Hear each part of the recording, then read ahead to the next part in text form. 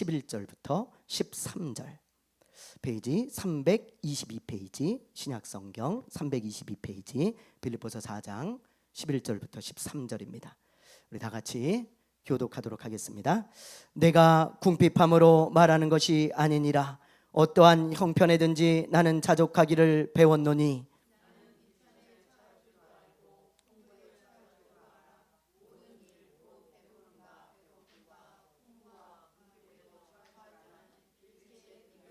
같이 합니다. 내게 능력 주시는 자 안에서 내가 모든 것을 할 수 있느니라. 아멘. 자족하는 삶이라는 제목으로 우리 표동진 목사님 말씀 전해 주시겠습니다. 큰 은혜 시간 되시기 바랍니다. 아멘.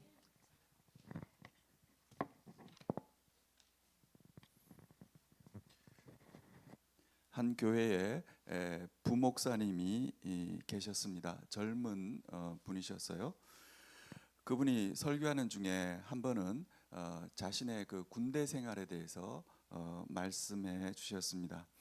그분이 훈련소 생활을 마치고 자대에 배치되었는데 최전방에 배치를 받았습니다.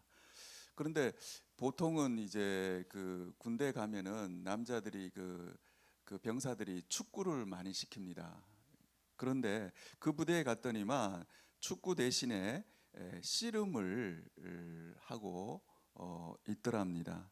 그런데 이 부목사님이 덩치가 굉장히 키도 크시고 덩치도 좋고 이러신 분이에요. 그런데 자기가 가니까 야, 너 잘하겠다 그러면서 이제 바로 이제 씨름을 이제 시키는 거예요. 그런데 이제 씨름을 하니까 이게 자기보다 훨씬 더 작은 사람, 그런 사람들한테도 계속 지고 넘어지고 그랬다고 합니다. 그러다가 이 부목사님이 휴가를 나와서 우연히 씨름 선수 출신인 자기 친구가 있었어요. 그 친구한테 씨름 기술을 하나 배웠습니다. 그 기술이 바로 배지기 기술이었습니다. 한번 사진 한번 보여주시겠어요? 예, 저런 게 배지기 기술이라고 하는데 저도 잘 모릅니다. 그런데 상대방의 힘을 역이용해서 상대방을 넘어뜨리는 그런 기술입니다. 이걸 배우고는 부대에 복귀해서 군대 생활을 마칠 때까지 한 번도 씨름에서 진 적이 없었다고 합니다. 그러니까 뭔가를 이렇게 터득을 한 거죠. 요령을 익힌 것이 됩니다. 그래서 이 부목사님이 이 배지기라는 씨름 기술을 자신의 그런 비법으로 이렇게 삼은 것입니다. 오늘 본문을 보면은 사도 바울은 신앙생활하면서도 어떤 자신의 비법을 터득했다고 이렇게 고백하고 있습니다. 여러분, 이런 씨름에서만 이런 게 있겠습니까? 그렇지 않다고 생각합니다. 우리의 삶 속에서도 또 우리의 신앙생활에도 뭔가 우리가 잘 터득하면은 그게 비법이 돼서 잘할 수 있는 그런 것이 있다고 생각됩니다. 오늘 본문 11절 말씀 같이 읽겠습니다. 내가 궁핍함으로 말하는 것이 아니라 어떠한 형편에든지 나는 자족하기를 배웠노니. 아멘. 여러분, 사도 바울을 한번 생각해 보시기 바랍니다. 사도 바울은 아내가 없는 사람입니다. 결혼을 안 했기 때문에 늘 혼자 다니게 되고 또 전도하러 다녔기 때문에 떠돌이 생활을 하는 거예요. 한 군데서 계속 사는 게 아니에요. 여기저기 옮겨 다니면서 생활을 했습니다. 여기에 보면 내가 궁핍함으로 말하는 것이 아니니라. 이 말은 무슨 말입니까? 사도 바울이 삶이 어땠는지를 얘기해 주고 있습니다. 그는 의복도 부족했습니다. 그래서 매일 이렇게 갈아입지도 못하고 그랬을 것입니다. 또 먹는 것도 궁핍했습니다. 그냥 검소하게 이렇게 먹고 다녔습니다. 또 자는 숙소도 그는 궁핍했습니다. 그래서 뭐 멋진 호텔에서 잔 게 아니죠. 그냥 되는 대로 숙소만 있으면 그냥 가서 이렇게 자고 이렇게 했습니다. 그러면서 사도 바울이 어떤 고백을 하냐 그러면, 내가 이런 형편에 있지만 나는 자족하기를 배웠다, 이렇게 고백을 하고 있습니다. 사도 바울에게서 자신의 신앙생활에서 하나의 중요한 요령이 있었고 비법이 있었는데, 그것은 뭐냐 그러면 자족한다는 거였어요. 자족하는 삶이었습니다. 그것이 바로 사도 바울의 중요한 그런 비법이었습니다.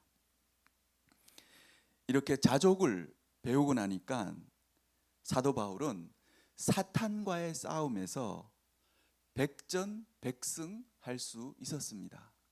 마치 제가 말씀드렸던 그 부목사님이 그 배지기 기술 하나 배우니까 그 다음에 어떤 누구랑 싸워도 누구랑 해도 이길 수 있었다고 얘기하는 것처럼 똑같습니다.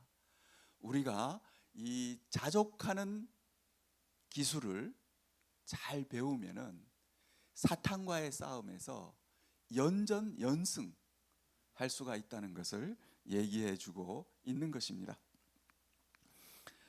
화면 한번 비춰주세요. 자족이라는 말은 헬라어로 아우타르케스라는 말입니다. 이 말의 뜻은 스스로 만족하게 여긴다는 이런 뜻입니다. 여러분, 이 말을 자세히 한번 한번 살펴보세요. 스스로 만족하게 여긴다. 이 말은 자신이 처한 상황이 만족스럽지 못하다는 것을 전제로 하고 있습니다. 무슨 말인지 알겠죠? 자기 처한 상황이 만족스럽지 못한 거예요. 그런 가운데서 자족이라는 말은 뭐냐 그러면 스스로 그냥 만족하게 여기는 것, 그것이 바로 자족이 되겠습니다. 여러분, 우리는 이 기술을 잘 터득해야 됩니다. 사도 바울도 그랬잖아요. 이 기술을 배웠다고 하잖아요. 그러니까 우리도 이것을 잘 배워야 합니다. 이걸 잘 배우면요, 우리 신앙생활을 할 때 우리도 사탄에게 지지 않고 백전백승 할 수가 있는 거예요. 자족하는 것은요, 저절로 되는 게 아니에요. 그냥 쉽게 되는 것이 아닙니다. 어떻게 해야 되냐 하면 배워야 되고 자꾸 연습해야 되고, 그래서 내가 터득해야 됩니다. 사도 바울처럼요. 모든 상황이 다 만족스럽고 그러면요, 거기서 만족하는 것은 자족이 아니에요. 제가 말씀드렸죠. 자족이란 말 자체가 만족스럽지 못한 상황 가운데서 자기가 터득하는 거예요. 여러분, 사도 바울의 처지를 한번 보세요. 가족이 있습니까? 아내가 있습니까? 그래도 거기서 자족했다는 거예요. 그 다음에 무슨 의복이 풍성합니까? 먹을 게 풍성합니까? 잠자리가 편안합니까? 그런 가운데서도 자족하기를 배웠다는 거예요. 우리가 다니는 교회에 대해서도 자족하기를 배우는 것이 중요합니다. 처음부터 자족이 잘 되는 것은 아닙니다. 처음에는 만족하지 못합니다. 교회를 선택해서 나왔는데 이 교회가 마음에 안 드는 거예요. 그리고 불만을 할 때가 많습니다. 그러나 자세히 생각하면, 또 자기 자신을 낮추어서 생각해 보면, 부족한 나한테 이만한 교회가 주어진 것이 얼마나 감사한 일인가, 이런 마음이 들게 됩니다. 내가 어디 가서 이런 교회를 만날 수 있을까 하는 생각이 듭니다. 그리고는 그래, 이만하면 됐어. 나에게 과분한 교회야. 여러분, 이렇게 자족하는 마음을 배워야 됩니다. 그래서 작은 교회지만 그러나 내가 스스로 만족할 줄 알아야 돼요. 이만하면 됐어. 정말 너무 좋은 교회야. 내가 어디 가서 이런 교회를 만날 수 있을까? 그것이 바로 자족하는 마음을 배우는 것입니다. 여러분, 이렇게 자족함을 배우는 것은 굉장히 중요합니다. 우리가 흔히 쓰는 말 가운데 이 자족이란 말은 잘 안 씁니다. 우리가 평상시 생활할 때. 그러나 이것이 바로 우리한테 중요한 이런 비결이 되는 것을 알 수가 있습니다. 여러분, 매사에 이것을 배워야 됩니다. 그리고 여러분들도 사도 바울처럼 그런 고백을 한번 해보세요. 내가 여러 정말 만족하지 못할 이런 상황에 처해 있지만 그러나 나는 자족하는 그런 비결을 내가 배우게 됐습니다. 제가 말씀드린 그대로 그 사람은요, 신앙생활을 성공할 수가 있는 거예요. 우리 신앙생활은 사탄과의 싸움입니다. 사탄과의 싸움에서 늘 이길 수가 있는 거예요. 자기가 높아져 있는 사람은 매사에 자족하지 못합니다. 자족하지 못하기 때문에 자기 주변을 자꾸 바꾸려고 합니다. 자기를 고쳐야 되는데 자기 주변을 고치려고 하는 것입니다. 자족하지 못하는 사람의 특징입니다. 옆에 남편이 있습니다. 자꾸 남편을 고치려고 하는 거예요. 남편에게 그 못나 보이는 남편이지만 이만하면 됐어 하고 이렇게 자족하는 마음을 배워야 되는 거예요.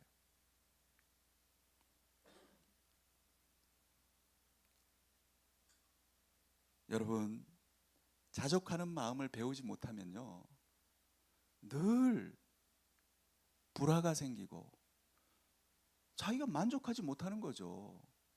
예? 아니, 남편한테 그만하면 됐어 이렇게 해야지. 그리고 만족해야지. 그게 아니에요. 뭘 자꾸만 이렇게 지적을 해가지고 뭘 고치려고 그러는 거예요. 고쳐야지만 내가 만족할 것 같은 거예요. 자식도 마찬가지입니다. 여러분, 자식을 자꾸만 고치려고 하지 마세요. 그러지 마시고 이제 여러분 자식에게 대해서도 자족을 배우시기 바랍니다. 이만하면 됐어. 하나님이 나에게 주신 선물인데 이만하면 됐어 하고 여러분 만족하시기 바랍니다. 여러분이 그렇게 만족하면요, 그 자식도 그걸 빨리 눈치를 챕니다. 아, 엄마 아빠가 나를 이렇게 만족해 하는구나. 그래서 애가 달라지는 거예요.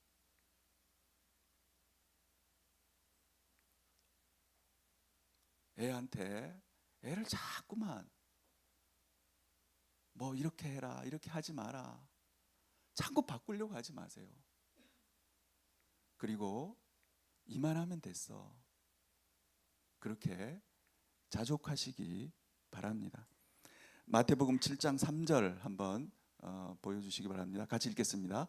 어찌하여 형제의 눈 속에 있는 티는 보고 내 눈 속에 있는 들보는 깨닫지 못하느냐.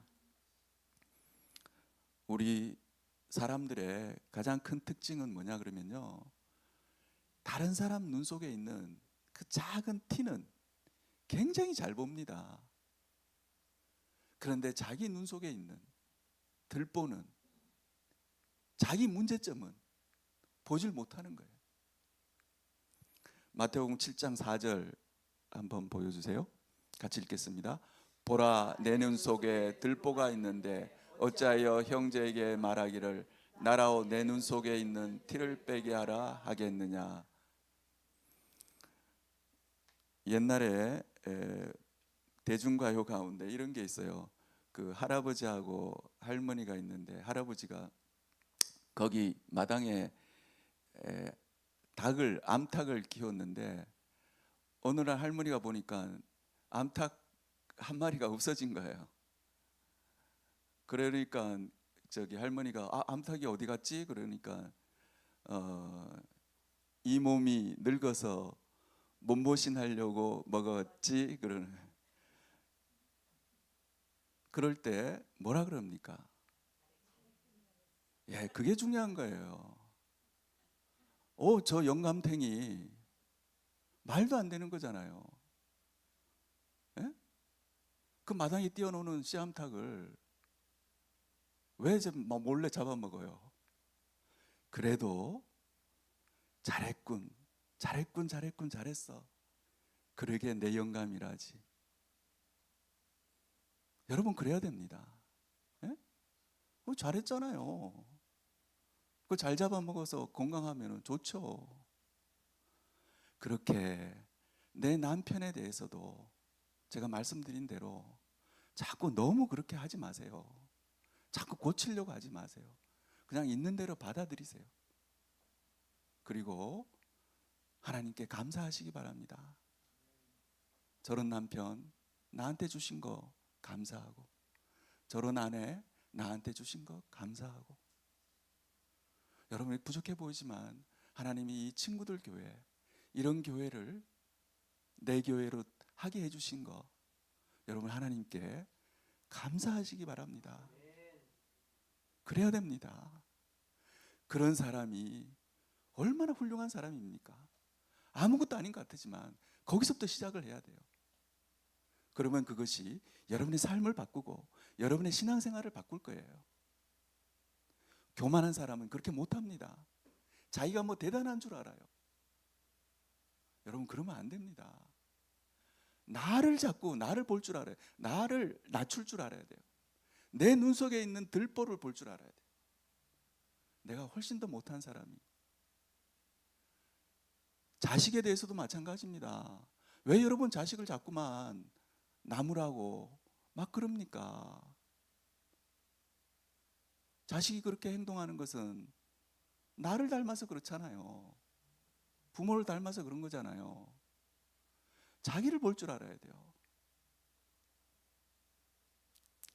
12절 말씀 같이 읽겠습니다. 나는 비천에 처할 줄도 알고 풍부에 처할 줄도 알아.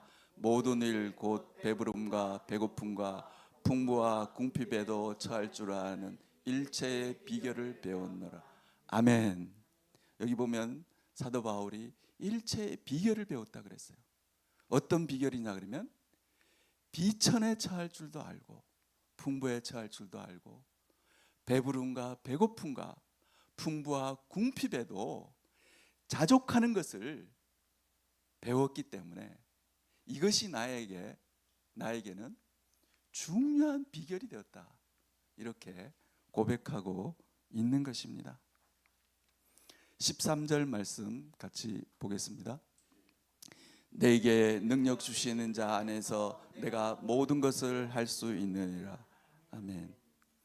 빌립보서 4장 13절을요. 요 구절만 딱 떼가지고 외우는 사람들이 있어요.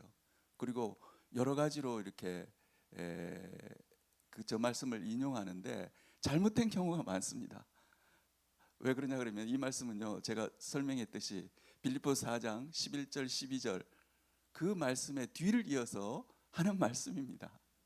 이 말씀은 어떤 말씀이냐 그러면 내가 이런 여러 가지 상황 속에서 자족하는 것을 배웠더니만 이제 내게 능력 주시는 자 안에서 내가 모든 것을 할 수 있는 사람이 되었습니다.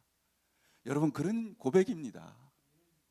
그런데 앞에 있는 걸 하나도 안 하고 무조건 저 말씀만 가지고 하면은 안 되겠죠. 내가 그만큼 낮아지고 내가 만족할 수 없는 상황, 내가 만족할 수 없는 내 남편, 내가 만족할 수 없는 내 자식, 그런 상황에서도 내가 자족하기를 배운 사람에게는 어떤 일이 일어나냐면요, 내게 능력 주신 자 안에서 내가 모든 것을 할 수 있게 되는 거예요. 그 사람은 사탄과의 싸움에서 백전백승을 하게 되는 것입니다. 여러분 한번 해보세요. 여러분들이 그렇게 자신을 낮추고 모든 것에 하나님이 역사하시는구나 하는 걸 알게 되면 그 사람은 놀라운 사람이 됩니다. 하나님을 의지하는 사람이 되고요, 하나님을 믿는, 글자 그대로 하나님을 믿는 사람이 되는 것입니다. 자족하는 삶을 배운 사람은 범사에 감사하는 사람이 되고 행복한 사람이 됩니다. 몸이 건강한데도 감사할 줄 모르고, 자기 몸이 건강해요. 그런데도 그걸 감사할 줄 모르고 어떠냐 하면 더 건강해지려고 하는 거예요. 그래서 뭐 스트레칭도 하고 운동도 하고 또 뭐 몸에 좋은 거라 그러면 열심히 찾아 먹는 거예요. 자기 몸이 건강한데도. 그렇게 애쓰는 사람, 여러분 절대 행복한 사람이 될 수 없습니다. 사도 바울처럼 중요한 비결을 배워야 돼요. 지병이 있고 몸이 약한 사람입니다. 그러나 자족하는 마음이 있어서 내 나이에 이 정도면 됐지. 여러분 몸이 굉장히 약해요. 저는 저희 집사람이 저랑 같이 살면서 저는 하나님께 너무 감사합니다. 여러분들은 이런 말 들으면 그냥 듣는 걸로 듣죠. 저는 어떠냐 그러면 그렇지 않습니다. 맨날 옆에 같이 있으니까 저는 맨날 그걸 경험해요. 몸이 약하고 병들고 힘이 없고 그런 사람도요, 그렇게 생각하는 거예요. 내 나이에 이 정도면 됐지. 이 정도면 됐어. 내게 이렇게 건강 주신 하나님께 감사해. 그런 마음을 갖는 거예요. 아침에 눈을 뜨면 하나님 저에게 또 하루를 주셨네요. 또 새로운 하루를 주셨네요. 전 너무 좋아요. 저는 제 상황에 저는 만족해요. 하나님 감사합니다. 아침에 눈 뜨면 그런 고백이 나온다고요? 그런 고백을 하는 사람.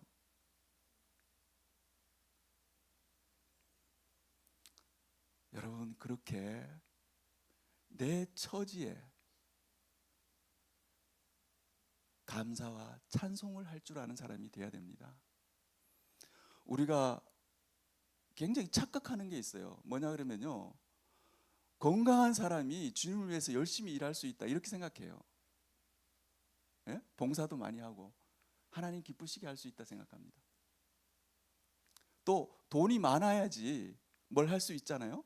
돈이 많은 사람이 주님 위해서 큰 일을 할 수 있고 또 주님을 기쁘시게 할 수 있고 주님 일을 잘 할 수 있다고 생각합니다.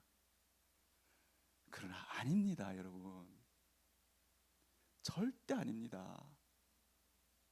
몸이 약한 사람, 아무것도 할 수 없어 보이지만 그 사람이 하나님을 기쁘시게 하고요,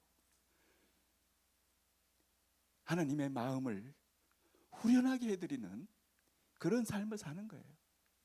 하나님께 영광 돌리고 하나님을 높이고. 여러분 그런 삶을 살아야 됩니다.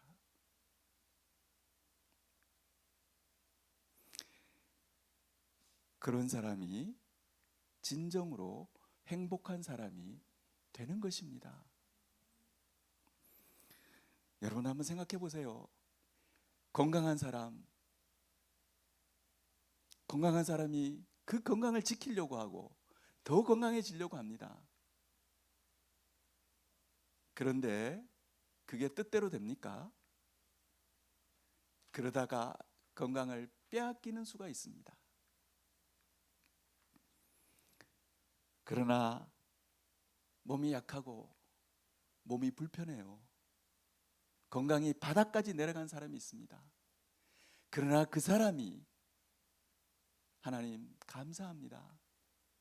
저를 이렇게까지 살려주시고 주님 위해서 일할 수 있게 해주시고 주님 위해서 살 수 있게 해주심을 감사합니다. 그런 사람, 그렇게 고백하는 사람에게는 그 사람의 그 행복을 누가 빼앗아 갈 수 있겠습니까? 절대 뺏기지 않습니다. 무슨 말씀인지 아시겠죠? 예? 그걸 아셔야 됩니다, 여러분. 자족하기를 잘 배운 사람은요, 연전연승을 하는 거예요. 사랑하는 성도 여러분, 여러분들도 매사에 자족하기를 배워서 하나님을 기쁘시게 해드리고 하나님께 영광 돌리는 복된 성도님들이 다 되시기를 주님의 이름으로 축원합니다. 축원합니다. 우리 같이 기도하겠습니다. 사랑하는 아버지 하나님, 사도 바울은 이렇게 고백했습니다. 나는 비천에 처할 줄도 알고 풍부에 처할 줄도 알아. 모든 일 곧 배부름과 배고픔과 풍부와 궁핍에도 처할 줄을 아는 일체의 비결을 배웠노라. 사랑하는 아버지 하나님, 우리도 사도 바울처럼 이렇게 자족하는 비결을 배우는 저희들 되게 하여 주시옵소서. 저희들의 마음을 겸손하게 하여 주시고 나를 낮추어서 주님 감사합니다. 주님 저에게 이런 환경을 주신 것 주님 감사합니다 하고 우리가 고백하는 저희들 되게 하여 주시옵소서. 주님께 감사드리며 예수 그리스도 이름으로 기도드렸습니다. 아멘. 우리가 사람을 보며 세상을 볼 때 찬양하시겠습니다.